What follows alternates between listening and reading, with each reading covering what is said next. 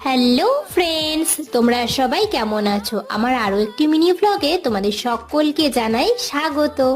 আগের শর্টসে তোমাদেরকে বলেছিলাম বং কানেকশনে গেছি খুব তাড়াহুড়োতে, ওখানে বসে খাওয়ার কোনো প্ল্যান ছিল না। তো মেন থালিটা আমি পার্সেল নিয়ে এসেছিলাম, এটা ছিল পিসিমার থালি।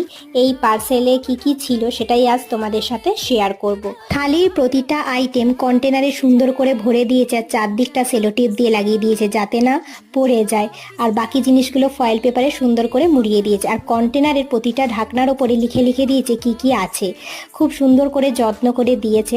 তো ছিল 2 পিস লুচি, লম্বা করে একটা বেগুন ভাজা, ভাত, শুক্তো, ডাল, ছানার ডালনা, চাটনি, পাঁপড়, মিষ্টি। এই থালিটা পুরোটাই ভেজ ছিল, আইটেমগুলো প্রতিটা ছিল টেস্টি।